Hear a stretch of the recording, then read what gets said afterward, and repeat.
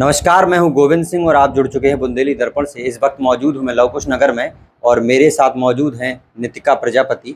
और आपको बता दूं कि 10वीं क्लास इंग्लिश मीडियम से इन्होंने 97.2 परसेंटेज बनाई है। आइए जानते हैं इनसे, बात करते हैं इनके पढ़ाई के बारे में और क्या है इनका आगे का प्लान, उसके बारे में। आप बताइए, कैसा लग रहा है आपको, कैसा महसूस कर रहे हैं?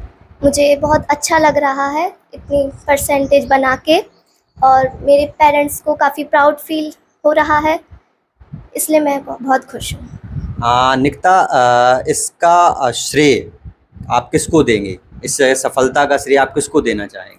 इसका श्रेय मैं अपने पेरेंट्स और स्कूल के टीचर्स को देना चाहूँगी। उन्होंने मुझे बहुत सपोर्ट किया है, उनका बहुत सपोर्ट रहा है स्कूल के टीचर्स का। आगे आपका क्या प्लान है और क्या आपने अपने लिए सोचा है कि टारगेट डिसाइड किया है कि मुझे इस लाइन में जाना है या ये करना है? मुझे नीट की तैयारी करनी है और डॉक्टर बनना है। नीट की तैयारी के लिए 11th क्लास से ही बच्चे बाहर चले जाते हैं या फिर ऑनलाइन कोर्सेज ले लेते हैं, तैयारियां करने लगते हैं, तो क्या आपने ऐसा कोई अभी डिसाइडमेंट कर लिया है क्या? अभी कुछ डिसाइड नहीं है, लेकिन करना है। नितिका, ये बताइए कि आपको जो जर्नी थी आपकी ये, उसमें कैसा क्या रहा? आपका दिनचर्या कैसा था, शेड्यूल कैसा था? आप कुछ शेयर करेंगे ताकि आपके जो जूनियर्स हैं वो भी आपसे प्रभावित होकर आपकी दिनचर्या को शायद अपनाएं और वो भी आपकी तरह अच्छी परसेंटेज पा सकें। स्टार्टिंग में मैंने उतनी पढ़ाई नहीं की थी, लेकिन दिसंबर से काफ़ी अंदर से लगा कि हाँ, परसेंटेज बनानी है। दिसंबर से मैंने पढ़ाई स्टार्ट की है, तो दिन में 4-5 घंटे पढ़ाई की है। मॉर्निंग में आप लगभग शुरुआत आपकी कैसी होती थी और लास्ट तक आप थोड़ा सा अगर आप शेयर करना चाहें तो? मॉर्निंग से मतलब मॉर्निंग में ही ज़्यादातर मैंने पढ़ाई की है। मॉर्निंग में ज़्यादा अच्छा लगता था, ज़्यादा अच्छे से कंसंट्रेशन होता था। और फिर दिन में 11 बजे से मेरा स्कूल था, 4 बजे तक का। फिर लौट के थोड़ा रेस्ट करती थी, फिर शाम को थोड़ी बहुत पढ़ाई की रात में। निकिता, आपको ऐसा कभी लगा बीच में कि यार मैं मेहनत तो कर रही हूँ लेकिन शायद नहीं हो पाएगा, उतना परसेंट नहीं आ पाएगा जितना मुझे चाहिए है, या फिर कभी ऐसा मोरल डाउन हुआ हो या कभी कुछ ऐसा महसूस हुआ है क्या? नहीं, मुझे यकीन था कि 95 प्लस बनेगी। कई बार देखा जाता है कि अमूमन बच्चे आजकल डिजिटल प्लेटफॉर्म्स पे मोबाइल्स, टीवी, एक्स्ट्रा वगैरह इन सब चीज़ों में अपना रुझान ज़्यादा रखते हैं और यहाँ पे टाइम वेस्ट भी बहुत ज़्यादा करते हैं। तो क्या आपके साथ भी ऐसा कभी हुआ है कि आप भी इसकी ओर आकर्षित हुए हो, कभी टाइम वेस्ट हुआ हो या कुछ भी? डिस्ट्रैक्शन तो रहा है, अब मोबाइल फ़ोन आजकल का ज़माना है, तो डिस्ट्रैक्शन तो रहा है, सब बच्चों में रहता है। तो मैंने कम से कम यूज़ किया है फ़ोन का, लेकिन पूरी तरह से बंद नहीं किया है। मैंने फ़ोन में ही यूट्यूब से पढ़ाई की है थोड़ी बहुत, और काफ़ी मैंने फ़ोन से फ़ोन चलाया भी है, लेकिन पढ़ाई भी साथ साथ की है। ये बहुत ही अच्छा संदेश है उन बच्चों के लिए जो फ़ोन का यूज़ केवल अपने मनोरंजन के लिए कर रहे हैं।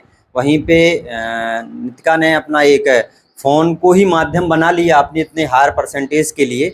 आप लोग भी इससे कुछ सीख सकते हैं और जान सकते हैं कि फ़ोन एक केवल मनोरंजन का साधन नहीं है, उसको हम अपने अगर राइट फॉर्म पे लेके आएँ तो वो हमारे लिए बहुत कारगर चीज़ है और बहुत ही अच्छी चीज़ें हैं। अच्छा, आप मामा जी हैं और मामा जी से भी बात करेंगे और जानेंगे कि क्या रहा इनका, कैसा रहा सफ़र, और बचपन से लेके आज तक इनके टैलेंट के बारे में भी थोड़ा सा हमसे चर्चा करेंगे।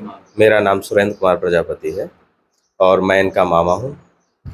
जब ये पैदा हुई थी, जिस तरह से ये बिहेव करती थी, तो मैं भी हमेशा यही सोचता था कि मेरी भी ऐसी ही बेटी होनी चाहिए।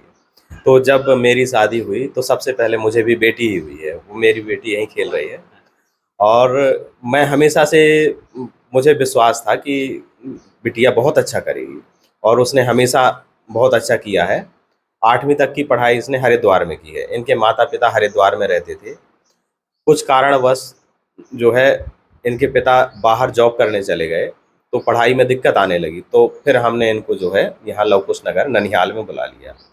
तो ननिहाल में बुलाने के बाद 9वीं में एडमिशन के लिए थोड़ी सी दिक्कतें आई, लेकिन जो स्टारलाइट स्कूल के संचालक श्रीमान धीरज त्रिपाठी जी हैं, उन्होंने हमारा बहुत सहयोग किया और उन्होंने जो है इनका 9th क्लास में एडमिशन किया, सारी समस्याएं सुलझाई।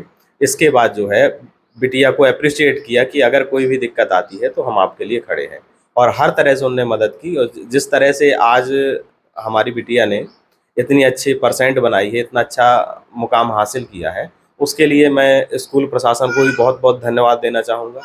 इनके नाना नानी जो 24 घंटे इनकी मदद के लिए तत्पर रहते हैं, सब लोग ने इनका बहुत सहयोग किया है।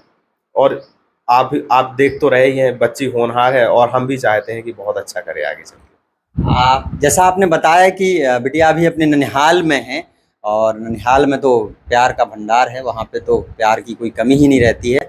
और आपने बताया कि स्कूल संचालक धीरज त्रिपाठी जी बहुत ही सपोर्ट किया आपको, विषम परिस्थितियों में उन्हें साथ दिया। उनके विद्यालय से इतनी होनहार छात्रा जिसने 97.2 हासिल किया है इंग्लिश मीडियम से 10वीं में, और अभी जानकारी है कि मैथ सब्जेक्ट में 100 आउट ऑफ 100 मार्क्स लेके आई हैं। आगे की तैयारियों को लेके आप क्या सोच के रखा है, क्या चाहते हैं और क्या सपोर्ट रहेगा?